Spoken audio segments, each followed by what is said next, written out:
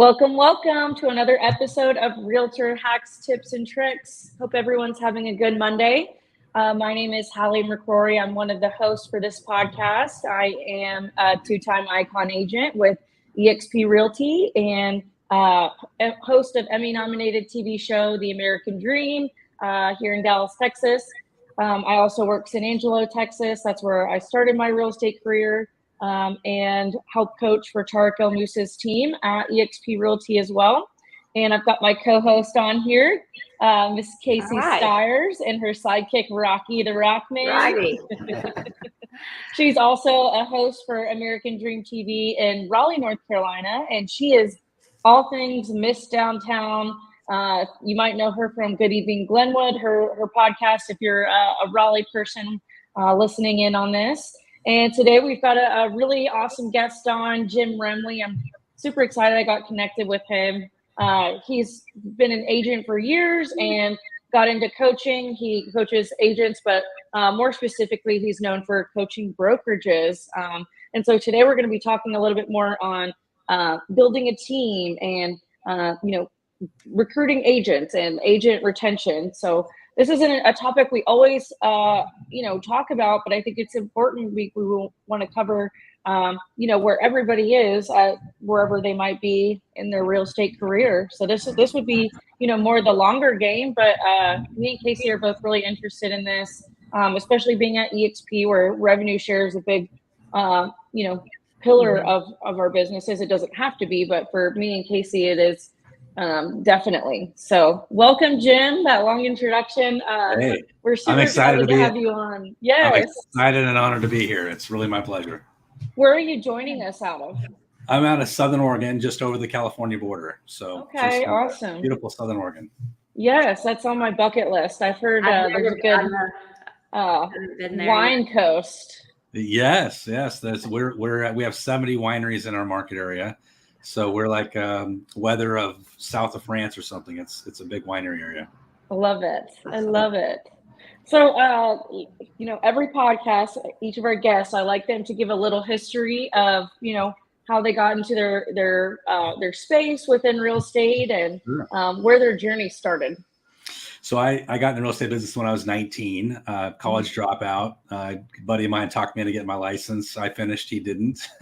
And had like a lot of top producers, had a rough start for my first 6 months, but the second year in my business, I took 150 listings, and I, like you, rose through the ranks and I was with the C21 at that time, so I was a Centurion agent, top 1% in the nation.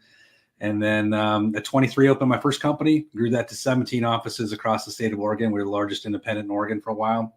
Wow. So sold my interest in that in 2006, before the crash. I worked for NAR for 10 years, teaching all the designation programs. Then I got recruited to come down and help another company build from about 38 agents. I became an owner of that company in Southern Oregon, where I live today.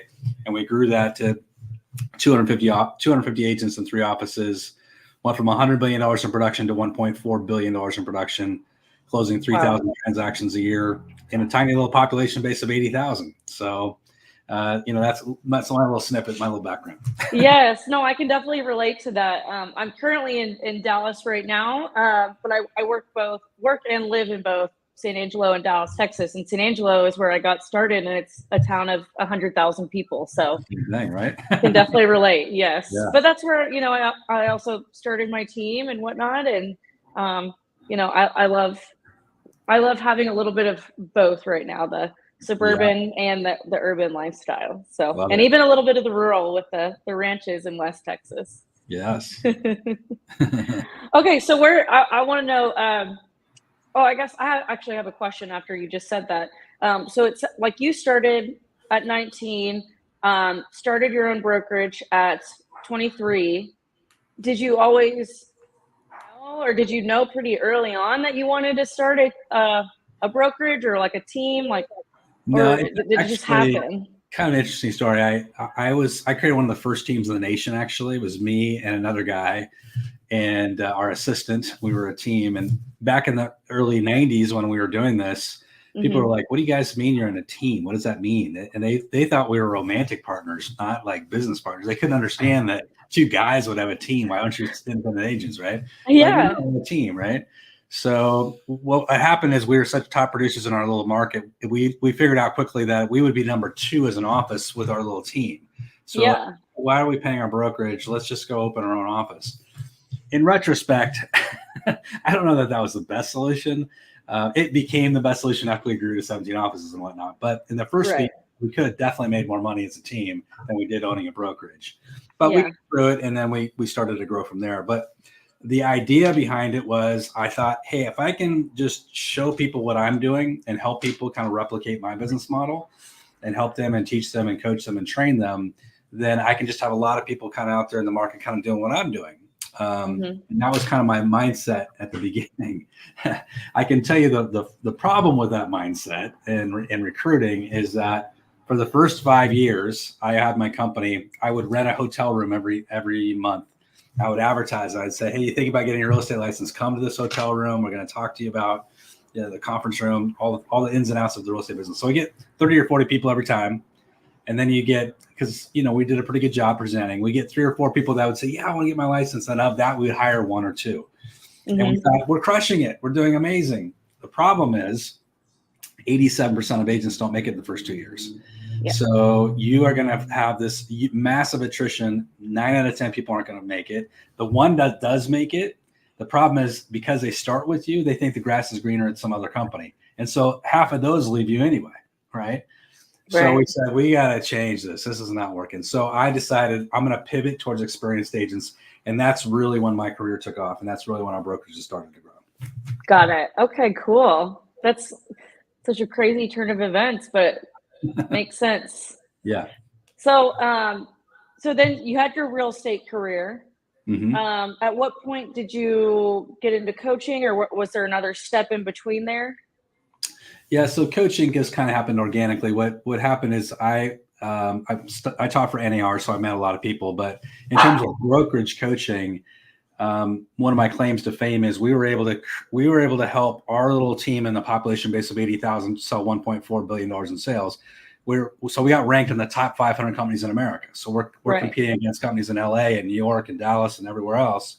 And people said, Jim, how are you turning these agents in this little tiny town into superstars over and over and over again?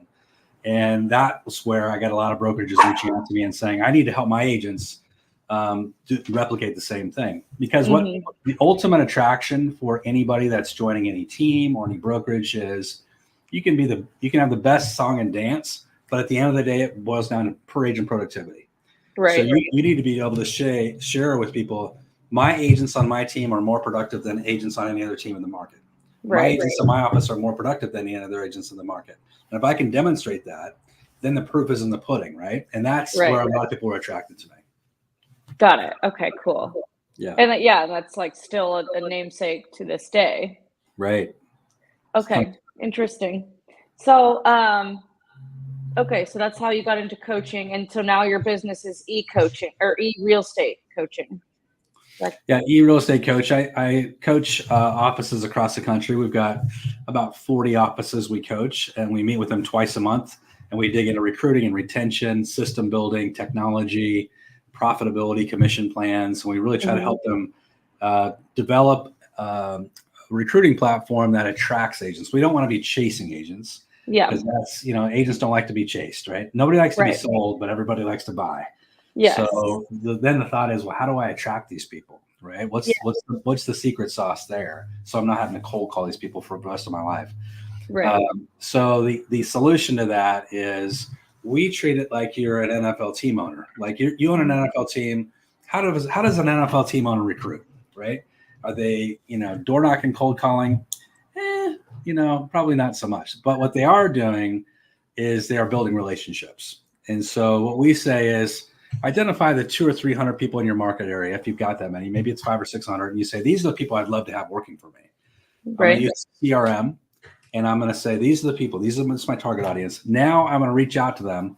And if I was reaching out to you guys, I might say, hey guys, I just want to tell you, I've been watching your podcast and you guys are crushing it. And I appreciate the fact that you guys are so aggressive with what you're doing. And it's just amazing to me. I just want to say, it's just a compliment. You guys are fantastic. And if there's ever an opportunity to have a conversation about making a career change, I'd love to make sure that the door's open with me. Yeah. Now, I'm not asking you necessarily to a meeting, but I'm giving you a compliment. And just by opening the door, by having that compliment, you're going to think, if I'm never unhappy with my company, maybe I'll talk to Jim.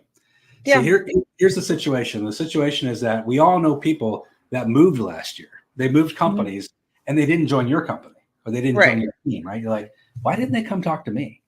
Right. And the reason is they didn't come talk to you is because you didn't open the door to tell them that you have an attraction to them. And this is the agents that are terrible at recruiting are just recruiting to try to put somebody in their downline or try to put somebody in their system. They're not recruiting from the heart. And they're not saying, here's why you're attractive to me. It's a lot like dating. You got to say, why are you attractive to me? You're attractive because you got great negotiation skills. You're active in the community. I love the way you helped me in that last transaction get over that hump. There's got to be a reason, not just that I want another notch in my belt. See that? And if I'm recruiting at an NFL team level, I'm saying I'm recruiting you because you run an amazing 40-yard dash. Your touchdown record is amazing. I'm finding reasons to compliment you. And then what I'm doing is I'm just stacking benefits. Every time I'm emailing you, I'm texting you, we're having a meeting, I'm just saying, hey, here's all the reasons why you should consider joining us. And everybody's happy until they're not, right? And so you're extremely happy where you're at. You're like, this is the best thing since sliced bread. I'm drinking the Kool-Aid. Everything's fantastic. You should work here. I'm not going there until you're not, right? Until something goes wrong with where you're at. You get pissed at the broker. Somebody makes you mad in the office, your technology fails, you have a bad transaction with somebody, and suddenly you're on the phone to Jim and you say, Jim, I just had a bad day, let's talk. And this is the way recruiting happens, right? Yeah. So that's kind of my approach.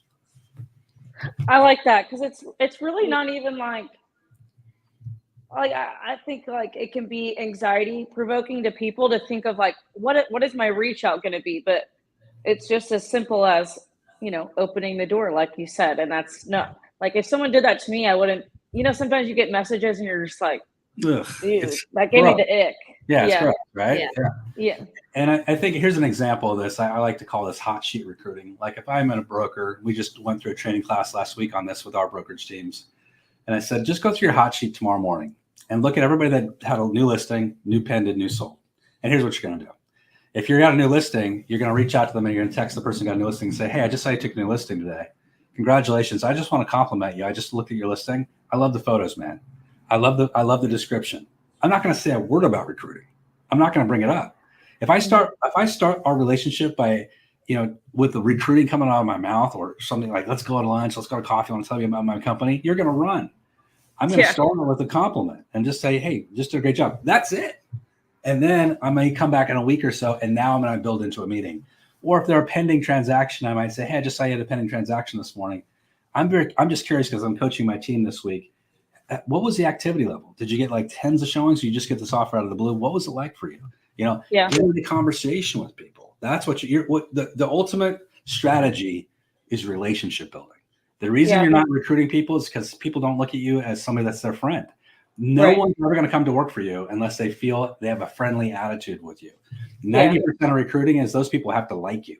And if they don't like you, forget it. They're never coming to work for you. Right. Yeah. Simple as that. Simple as that.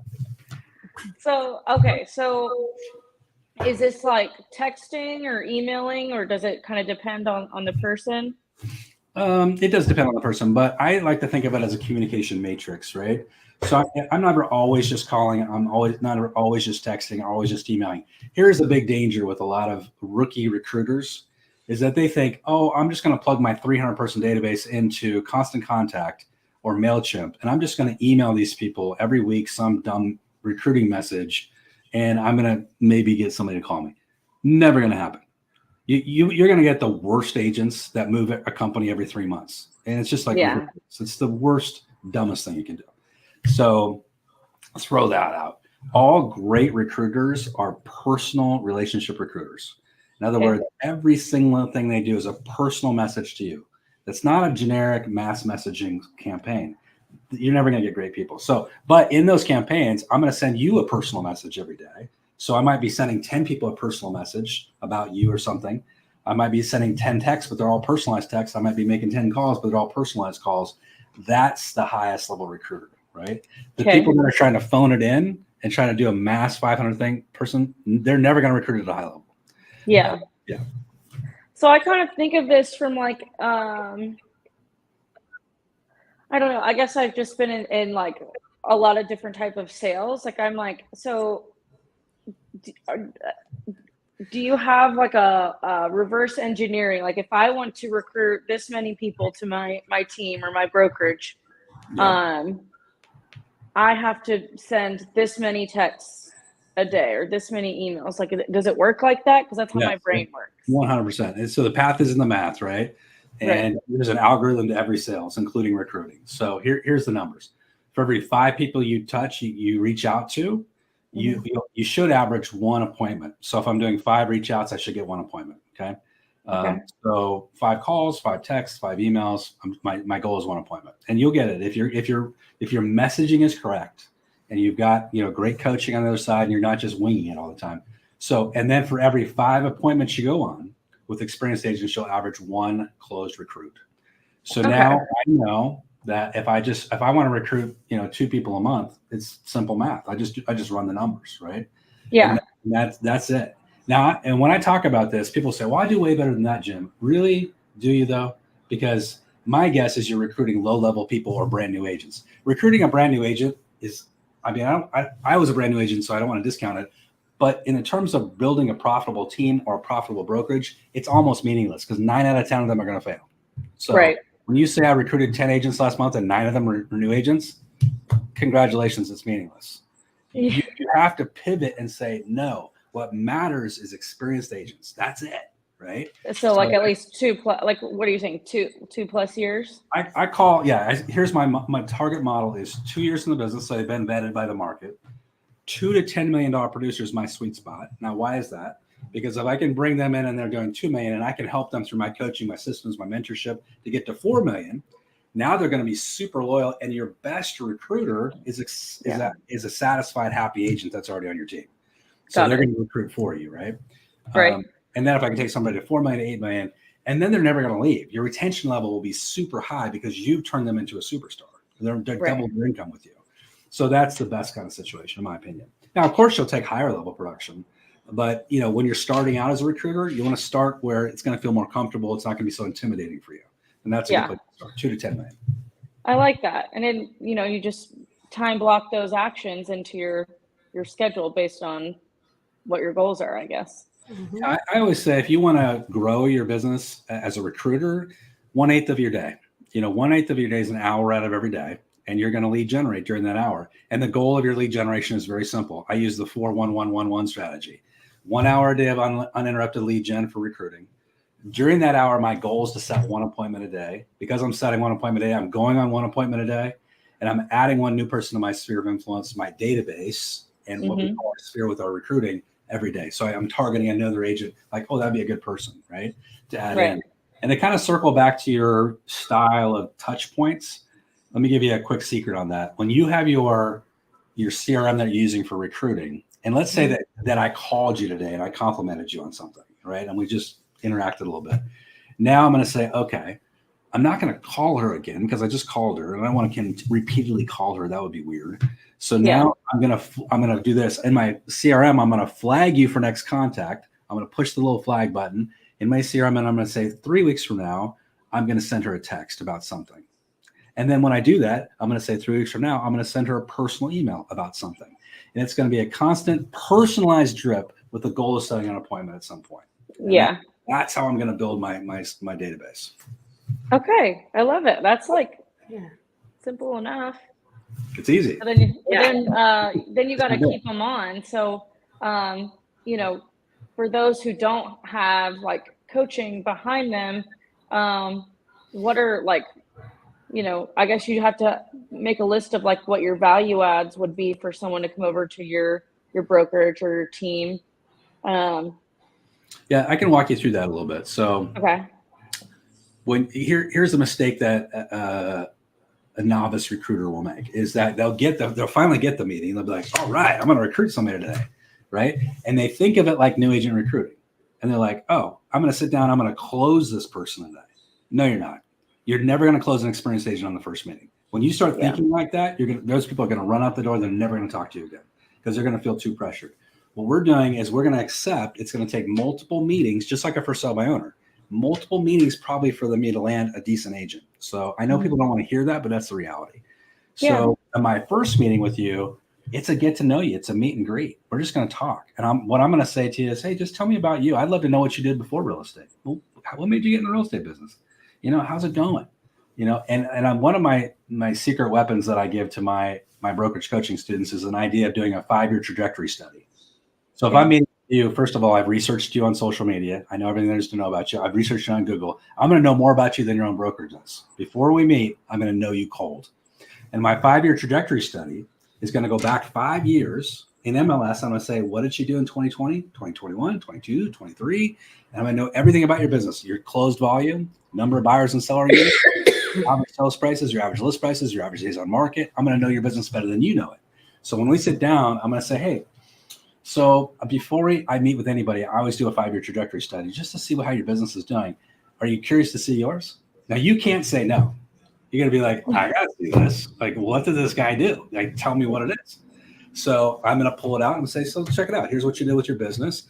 I'm going to plot it out. It's going to be either going up, down, or sideways. Now, the good news for us as recruiters, because this is the #1 recruiting year you could possibly have, is that for every agent in America, their numbers are down for 2023 because those are the lowest numbers in 29 years. Right. So their numbers are going to look like this. And it's going to be a down trajectory. So you can say, now, where do you want your business to be in the next 5 years? And they're going to say, I want to do this, that, and the other. So let's talk about that. What needs to change to make that happen? And they're going to say what needs to change. You're going to say, I think we can help you with that. Can I show you what we can offer you? And now I'm going to focus around the hot buttons they have already stated, right? Mm-hmm. Again, the goal isn't to close. So I'm just going to say at the end, I'm going to have a presentation, and we can talk about that. I'm going to have my recruiting presentation with my value proposition. I'm going to walk them through it, but I'm going to say, hey, guys, this is a big decision. I don't expect you to make a decision today. Here's the only thing I'm going to ask from you. Take it home, talk about it with your significant other. But here, if you give me permission to do this, can we meet in another week or two? And we can talk about technology, because I'd love to sit down and give you the whole dog and pony show on our tech alone, because that's going to take an hour. Would you sit with me on technology? Now, if I can close you into the second appointment, I'm probably going to land you as an agent. Yeah. So the goal isn't to recruit you, it's to get to the second appointment. And at the second appointment, if I don't feel the close happening in the second appointment, like you're not getting excited enough, I'm gonna set the goal to get to the third appointment. My third appointment is going to be all about marketing and personal branding. And if I can't close you on that, I'm going to set the fourth appointment to get into coaching and mentorship. But I'm going to have a progression of meetings that walks people down a road, and that's the process. Okay, gosh. Well, I like that you have like a whole system for this, and I feel like that's a big part of it. Like, do you? I guess if someone coaches with you on this, do you have like systems that you share? Absolutely. Yeah. We walk them all the way through. We have a 4, meeting progression that we walk people through, and we get into objection handling. And, I'll give you an example of that would be, naturally people are going to come, and they're going to come with a bias about your company. Like everybody has a bias about the company. Right. So they say, here's why I don't think I could come to work for you. And they're going to say the bias, right? But what I like to do is to say the bias for them. So I'm going to take the sting out before they can say it. So if they say, well, your company's too small, Jim, I'm saying, you know what? I get it. And I might try to steal the punch from them and say, you know what most people say about our company is that it's too small. Have you heard that before? They're going to say yes. And I'm saying, well, the advantage of being with a small company is, and I'm going to fill in the blank, because we're small, we can give you more personal attention. We can give you more training, more resources. In a big company, you can get lost. When's the last time you talked to your broker? When's the last time you had a personal meeting with your broker? It's been a while. Those are the ways you start to, or somebody will say, well, you're not a franchise. Well, yeah, I get it, but you're also paying X dollars for your franchise, or you're getting a lot of benefit from your franchise. So I'm taking the sting out before they get to it. And that really, really is effective. I mean, if you do it properly. Yeah, I love it. So then what about like retention? Like, obviously you said, if you help somebody go from, X dollars to obviously more than that, that's one way to keep somebody. But like, do you focus on other retention tips or? Yeah, retention is absolutely critical. So retention is going to be all about personal relationships. And so here's the problem that most office leaders have, and team leaders, is that they fail to continue to look at people as people and look at them transactionally. Yeah. What we got to say is we got to look at every agent in our company relationally, and we got to say, does that person view me as their friend? So whether you view them as their friend, that's a whole different thing. But they have to view you as a friend, right? Yeah. For a couple of reasons. First of all, friends refer friends. But then you got to go deeper and say, okay, if they're really my friend, then it's going to be a representative of how much time I'm spending with them, how much investment I know. Like, do I know their kids' names? Do I know their spouses' names? Do I know their anniversary? Do I know their birthdays? Do I know their favorite restaurant? Do I know, if they're a Mac user, a PC user? Do I know, their alma mater? Do I know the last job they had before real estate? When you start to say, well, I don't really know those things. You don't know those things because you really don't know them very well. And so if you don't know them very well, them staying with you becomes a representation of your commission split or your tech stack. And so them leaving you you're like on a fine wire of them leaving you at any given time. The reason why people stay at companies for 20 or 30 years is because of the relationships they have with the brokerage leaders at the top of those companies. That's it. Yeah. So you want those people to stay with you. And here's what it's going to boil down to is what moves people is hard value. What keeps people is soft value. So soft value is culture of the company and the relationship that you have. So does your team have a great culture? Does your office have a great culture where people are like, I love working here. It's a great environment. I love the synergy. I love the energy. I love the fact that we do a social night every 6 to 8 weeks where we all go out and have fun together, drink together, party together, just experience things together. Or is it just, we're just punching a clock all the time? If you're just punching a clock, you're never going to keep people. You got to open your minds to this. Very important. Yeah. Yeah. Well, and even like with offering different education or like other things that agents value too. Which I don't know, for us, I feel like we've got it good on that end with EXP, but if you're like looking to start your own brokerage, I'm sure that's like having to take the time to look into that stuff is. Well, and you want to localize it too. So localized information is key when you're doing training and coaching. I'll give you a classic example of this today, right? This minute is we just had the NAR settlement happen, right? So the NAR settlement, like everybody's talking about it. So as a brokerage or as a team leader, you got to say, how am I helping my agents with the anxiety of this? Because this is an anxious moment for agents. Like they're fearful of their income. They're fearful of what they can stay in the business. So what are we doing about it? So we're telling our brokerage and team leaders, brokerage coaching students and team leaders is there's 3 things you need to do like today, like right now. Number 1, you have to have a buyer presentation for all your agents and got to start training them on the buyer presentation like today. The second thing is everybody in your company that's on your team has to know cold the local buyer representation agreement that the buyer representation is going to require. Like what are the documents that the buyers are going to sign? And third, you've got to train agents how to talk about buyer representation commissions, like what's going to come out of their mouths to actually have that conversation. So if I can win on those 3 elements and I can start saying we're doing training classes around this, we're giving people tools and resources around this, that's a massive recruiting tool, massive, because most office leaders, most team leaders are afraid to even touch it. They just don't even know what they're doing with it. So if you're ahead of that and you're saying, hey, come to a class we're teaching this week. We're gonna teach everybody how to do a buyer presentation. Come to a class, we're doing a representation class, jump in the hot seat. We're gonna do some scripting calls, this is gonna attract people. Okay, cool. I like that a lot. So from there, do you want to talk more about like team building or I don't know, like I wanted to see where you wanted to take it. Well, team building is interesting. I think I was just on another podcast and we got deep into teams. So with team building, here's my thought process on team building is that as a team leader, you got to say, what's my progression on my team build out? Like I'm an individual solo agent. What's my first step?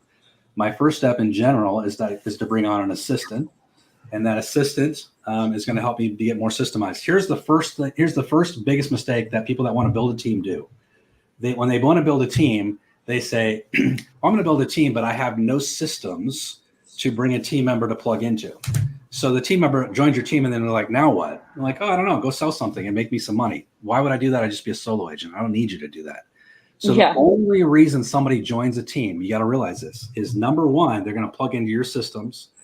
And number 2, you're going to give them leads. So as a team leader, I got to say, I have to have lead flow that's coming in through the team or teach people how to get lead flow. And I got to have great systems. So that's step 1. And if I have a great what I find when I'm coaching is that most team leaders are alphas, right? They're alphas, and they go out and they're rainmakers. They're all-stars, haymakers, rainmakers. They go out and just create business, but they're terrible at systems. They're terrible at they're just not wired that way. So you're like, oh, now here's a problem. You got this team, this massive alpha agent wants to build a team, but they have no clue how to build systems, which is fundamental to building a team. So what do I have to do? I've got to hire an assistant, an admin that complements me and builds the systems out. That's the number one. And here's the thing. Here's the other big mistake that team leaders make is they always tend to hire people, because we're so egotistical as top agents, is that we hire people that are a reflection of us. Like, I'm an alpha. I'm going to hire an alpha because I like that alpha. We're like the same person. I want to bring in as many alphas as I can. That's the absolute worst mistake. As a team leader, my first hire is to hire somebody directly, diametrically opposite to me. They're going to talk slower than me. They're going to be methodical. They're going to be analytical. They're going to have an engineering mind. And they're just going to be these people that love to sit at a desk and just pound things out. Completely different than me. And that's what I got to hire, right? So now she or he is building out the systems. Now I start to build out. Now I can hire my buyer's agent, my showing agent, my listing agents, my other folks on my team. But until I start with that first process, it's a challenge. Yeah, I love it. Yeah. So processes. When you coach on this, do you have systems that people can get from you, or? Yes. So we have a whole portal for people to plug into. One of those parts of the portal is our checklists and forms. So people can go in there. We're downloading checklists and forms from teams and offices around the country. They can come in there and grab a bunch of systems they can just literally plug into, format it, change it up for their market, and then run with it. So we got all kinds of systems and checklists in there for them. I love it. Yeah. Do you have other resources for those that yeah, we absolutely do. So we also have a full-time marketing director. And so our marketing director builds out marketing pieces. One of the things he builds out, which is super cool for offices and teams, is that we build out a website that's a social media website every single month. So for March, we've got one for March, and it has 15 to 20 different social media pieces already pre-built, all Canva friendly. So agents can just reach in, grab their Canva friendly social media post. We've already written 4 or 5 captions. They can grab that, plug it out, and go in and just run with it on social media. So they should be doing more than that, but it definitely helps them to kind of stay on top of it. Yeah. I love that. I love that. Yeah, it makes anything to make life easier. Right. Yes. Kind of systemize, right? Make it easier. So do you work with people? Well, I guess honestly now I say with EXP, but it seems like almost every brokerage has some sort of model for agents to get paid. I mean, it depends on what they get paid or what the, compensation is, but it seems like even, Keller Williams has profit share, or there's Real, LPT, Epic. I mean, there's all these different ones coming, and then Exit has some sort of, are you working with these types of brokerages that have revenue share more so, or is it more like individual brokerages? It's a mix. We have about half of our brokerages in our system are independent, but we've got EXP brokerages, or team leaders. We've got transactional models where it's $500 a transaction, $700 a transaction. And then we've got traditional offices that are split-based models. We have cap models. There's a million different models in real estate, right? And they all work. It's just a matter of the value proposition that you're putting behind it. Yeah. So, absolutely. Yeah. For sure. I think it'll be the same, how we kind of have that even just for listing agents, but after this NAR settlement, I feel like it's going to be the same for buyer's agents, where there's going to be all these different types of, ways that buyer's agents get their commission, or there's or what you can hire them for, an a la carte menu type deal. Yeah, there's going to be a lot of models that come out of this for sure. I mean, you're going to see some that are just basically a showing agent, some that are full-blown, full representation, part representation, limited representation. There's going to be a lot of different models there for sure. Yeah. What is your advice for agents going forward after this settlement? If it all, goes into play? The number one thing is you should, one of my coaches gave me a great piece of advice, and it just applies to this right now.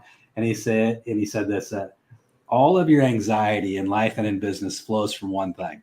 All your anxiety in life and business flows from focusing on things you cannot control. Yeah. And it's such a good lesson, right? And then what's the solution? The solution is to focus on the things you can control. So when we talk about this NAR thing, right? What can I control? Well, I can control the fact that with every buyer going forward, and I'm not going to wait till July 15th either. I'm going to start today. With every buyer, I'm going to start meeting with them, and I'm going to say out of my mouth, hey, can I just take 10 minutes and kind of show you the process of buying a house? Can I show you how I work? And now I'm going to bring out my buyer presentation, and I'm going to walk people through, here's all the steps. Here's the 10 steps in buying a house. And then at the end of that, I'm going to say, and the way that I work with all my buyers is through a buyer representation agreement. And I'll put that out, and I'm just going to start doing it. It's going to feel unnatural. It's going to feel weird the first few times I do it, but I'm going to get used to it. And that's the key. But what a lot of people are missing right now is they're focused on the buyer side, but we're not focusing on the seller side. Because today, right now, across the country, I'm seeing this a lot, is that people don't realize that NAR, before the settlement, told every MLS in the country that buyers or sellers could go to zero on buyer representation today. They don't have to wait. They can go to zero now, right? So what we're starting to see is sellers are starting to say, hey, I just watched the news, and do I have to pay a buyer's rep? And they don't today. They don't have to wait for the settlement to happen. So when we're sitting with a seller, we got to be able to prepare ourselves for that conversation. And what are we going to say in that situation? So our coaching around that is to say, yeah, that's true. You don't have to pay a buyer's rep, but can I share a few things with you around that? And what I'm going to share with them is, here's one technique, is that I did a commission survey around your listing. And we looked at what everybody's offering for around your property. And, the average is most sellers are offering 2.5%, 3% on all the listings around you. So, you can choose not to offer a buyer rep fee, but it's going to put you at a competitive disadvantage, and we walk them down that process. But those are the things I'd be preparing for. You need to adjust your listing presentation and your buyer presentation. Got it. Okay. Yeah. And I like, do we do that now? I'm just wondering, like, if I start working on that or wait to see what, what like rules might come in place, like that our MLS might put out beyond, the two that they're talking about. Do I see what EXP puts out? Like I'm just. You certainly could. I mean, I taught ABR for 10 years, the accredited buyer representation class. Yes. So, I mean, we've been teaching this for years. I don't think there's any reason to wait to put buyers under a representation agreement. Right. So that's not going to change your business practice other than having buyers say out loud and in writing that they're loyal to you. It's a loyalty agreement. And it's just saying, hey, we're going to work together exclusively. If I find you a house that you like, I'm going to be paid a fee at closing. Now, most of the time, that fee is going to be paid by the seller through our representation agreement with the seller. So that's going to be true now until July 15th. So why wouldn't I do that? And 99% of the time, the buyer's not going to ever write me a check. But let's talk about what happens after July 15th. So let's say you assume you start doing that now. After July 15th, here's what's going to happen. I can almost guarantee you across the country. What's going to happen is you're still going to sign that buyer rep agreement. Let's say at 3%, 2.5%, 2%, whatever you're charging. I'm not price fixing, whatever the number is. And then let's say the seller is not offering any commission. Here's what's going to start to happen. Buyer's agents on the offer are going to say the seller is agreeing to pay the buyer representation fee of 2%, of 3%, on 1.5%. And now it's going to be negotiation within the offer. And if they can't come to an agreement, your buyer doesn't have to buy that house. They can move on to the next house, right? So it's going to become a negotiation. People feel like this is going to be a title shift. I think it's going to be more of a ledger line shift than a title shift. It's not going to be as big a deal as maybe we're anticipating. I think we're going to move through this more faster than we anticipate. Yeah. I think so too. And I feel like the media has got everybody pretty hyped up on it. Yeah. And right now, every media story is almost all of them universally are wrong right now. So part of our job is educating the public. Literally. I've been thinking the same thing.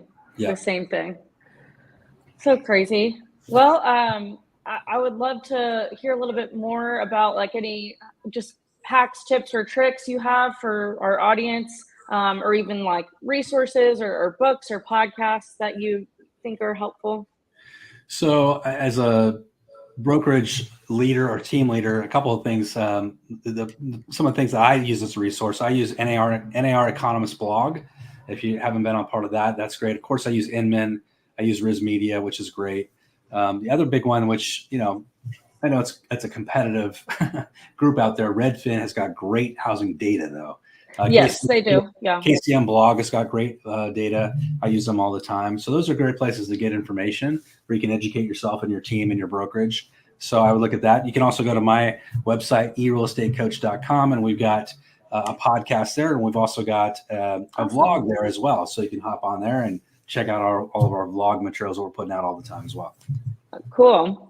So could you walk us a little bit of like what it would be like to work with you? Yeah. So what happens when brokerages sign up with my team, we meet with them twice a month in a kind of a mastermind session with 30 to 40 other brokers from across the country. And we're in a giant mastermind. It's an hour. And what we're doing is I'm taking everybody through guided coaching where we're talking about recruiting, retention, profitability strategies, commission plans, recruiting presentations, all the deep dive stuff. And then at the end, it's accountability coaching because we all raise our hands at the end and we say, okay, based on what you just learned, what are you going to commit to over the next 2 weeks?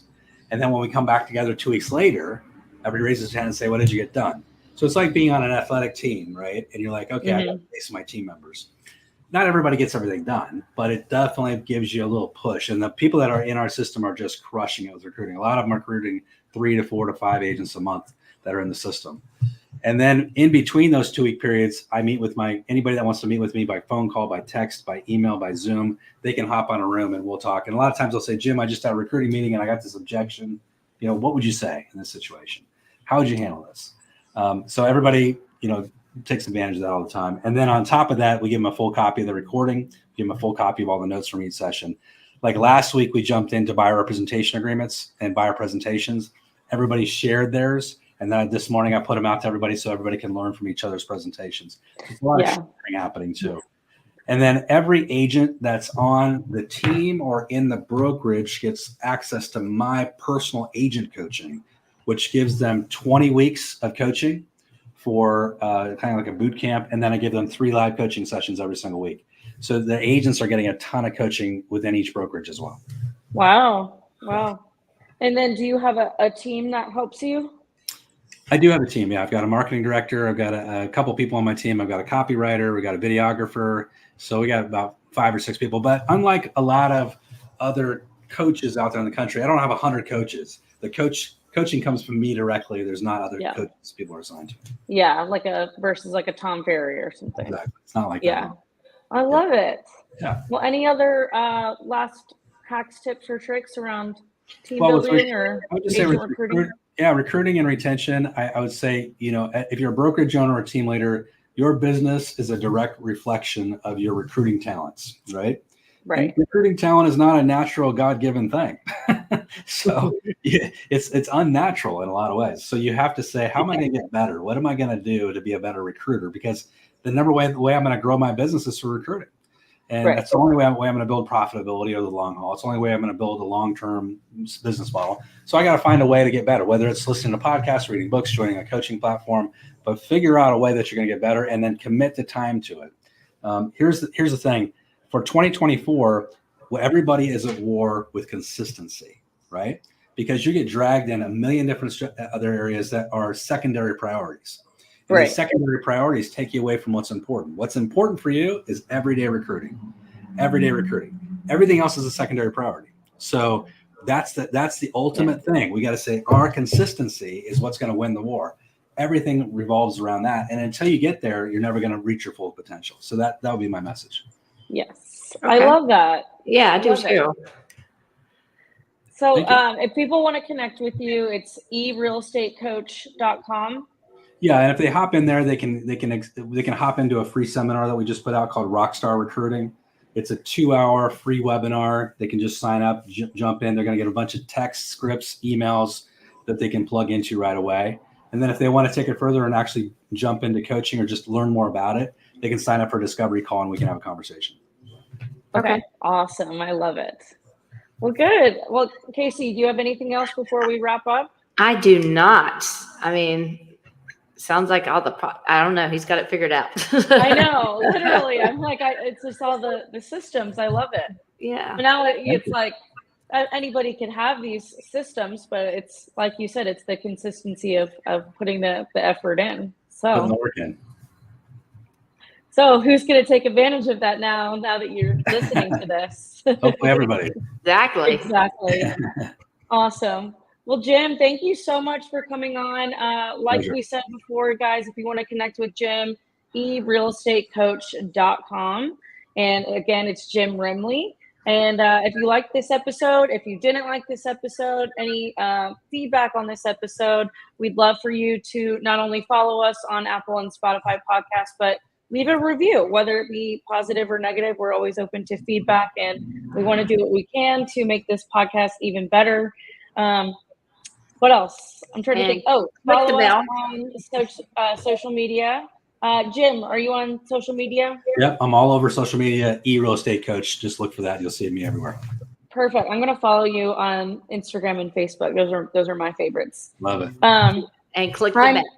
Yes, yeah. And if you're watching on YouTube, please subscribe, hit the bell. I'm Hallie B. McCrory on Instagram. That's my handle. And then if you want to follow my real estate page, it's Empower Real Estate GRP.